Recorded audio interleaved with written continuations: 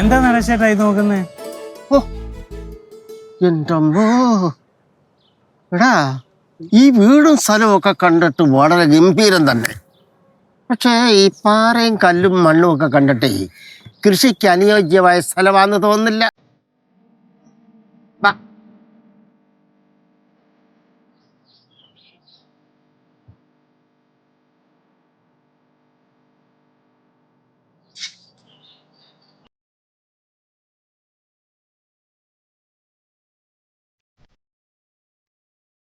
യേശുവേ,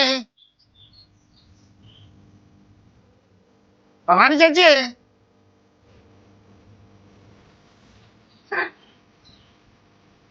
എന്റെ മക്കളെ അപ്പന് മനസ്സിലായോ? പിന്നെ മനസ്സിലായി, പടവലത്തുള്ളവരല്ലേ? മക്കൾക്കടക്കെ ഓർമ്മയുണ്ടല്ലയോ? വിളിക്കാതല്ലോ എന്റെ കുഞ്ഞ്. ഞാൻ പിന്നെ മറക്കും. എന്റെ പൊന്ന് കേശുവേ,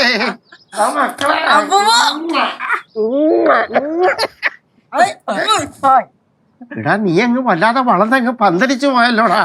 പന്തലിച്ചിട്ടേ ഉള്ളു, വലിയ ഫലമൊന്നുമില്ല. എടാ വളർന്ന് പന്തലിക്കുമ്പോഴാണ് അതിന് കായും പൂവൊക്കെ ഉണ്ടാവുന്നത്. അന്നേരം ആ ഫലം കിട്ടുന്നത്. മനസ്സിലായോ? കൊലയൊക്കെ ഉണ്ടല്ലോ. എനക്കും വേണോ? ആ നോക്കൂടെ കൊടുക്ക്. ഭവാനി ചേച്ചി, ഇതാരൊക്കെയായി വന്നിരിക്കുന്നേ? എന്റെ ലച്ചുമോളെ. എനിക്ക് സംസാരം കേട്ടപ്പോഴേ തോന്നി പടവലത്തുനിന്നായിരിക്കുമെന്ന്. അല്ല, ഇത് എങ്ങനെ ഇവിടെ എത്തിപ്പറ്റി? അയ്യോ, എത്തിപ്പെട്ട കാര്യം പറയാതിരിക്കും ഭേദം അല്ലേ? അതെ അതെ അതെ, ഞാൻ ഇന്നും കൂടെ എന്റെ പിള്ളേരോട് പറഞ്ഞതേ ഉള്ളന്നേ പടവലത്തെ കാര്യങ്ങളൊക്കെ.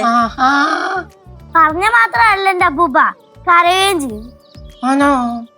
ആ കരച്ചില് ഞങ്ങൾ അവിടെ കേട്ടു. അതുകൊണ്ടാണ് ഞങ്ങൾ ഇങ്ങോട്ട് ഓടി വന്നത്. പടവലം വീടുമായിട്ട് നമ്മളുള്ള ആത്മബന്ധം അങ്ങനെ തന്നെ. മരുമകളിവിടെ ഉണ്ടായിരുന്നു. പിന്നെ എവിടെ പോവാന്? ഇടയ്ക്കിടയ്ക്ക് ശർക്കരയോട്ട് പോവും, എന്നിട്ട് പിന്നെ കറങ്ങി തിരിഞ്ഞ് ഇങ്ങോട്ട് തന്നെ വരും.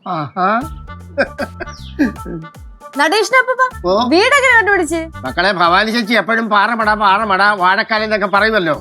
ഞങ്ങൾ അവിടെ വന്നൊരു വാഴക്കാലം വന്നൊരു ഓട്ടക്കാരനോട് ചോദിച്ചപ്പം അവനൊന്ന് സംശയിച്ചു നിന്ന്. പിന്നെ അങ്ങോട്ട് മാറി 2-3 ചോദിച്ചപ്പം നമ്മുടെ ഇവിടെ ഉള്ള ആളുകളുടെ പേരും ഒക്കെ പറഞ്ഞപ്പോൾ അവർക്ക് മനസ്സിലായി. ഒരു ഓട്ടോ പിടിച്ച് പോകത്തൊക്കെ ഒരു ദൂരെ ഉള്ളെന്ന് പറഞ്ഞ് അങ്ങനെയാണ് ഞങ്ങൾ ഓട്ടോ പിടിച്ച് ഇങ്ങോട്ട് വന്നത്. ഞങ്ങളുടെ ഫേമസ് അല്ലേ?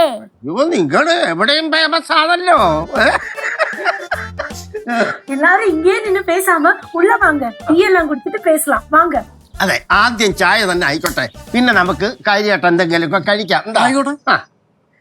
അല്ല നടേശ, ഇത് എന്തൊക്കെയാ കൊണ്ടുവന്നേക്കുന്നേ?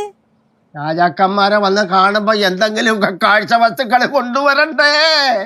ഒന്ന് പോ നടേശ, ഇപ്പോഴും നടേശന്റെ നാക്കിന് ഒരു കുറവുമില്ല. അയ്യോ, നാക്കില്ലേ പിന്നെ ഞാനുണ്ടോ? പിന്നെ ഇപ്പൊ ഉടനെ പോണോന്നും പറഞ്ഞോണ്ട് ധൃതി പിടിക്കരുത്. ഊണൊക്കെ കഴിച്ചിട്ട് വെയിലാറിയിട്ട് സമാധാനമായിട്ട് പോയാ മതി. അങ്ങനെ ഉള്ളു, അത്രേ ഉള്ളു. ഞങ്ങൾ അത് അവിടെ വെച്ചാ തീരുമാനിച്ചതാ. വണ്ടിക്കുനി മുതലാക്കണ്ടേ? ഇപ്പോഴും ഒരു മാറ്റവും ഇല്ല. വാ നടേശ, വന്നാട്ടെ. കേറിയ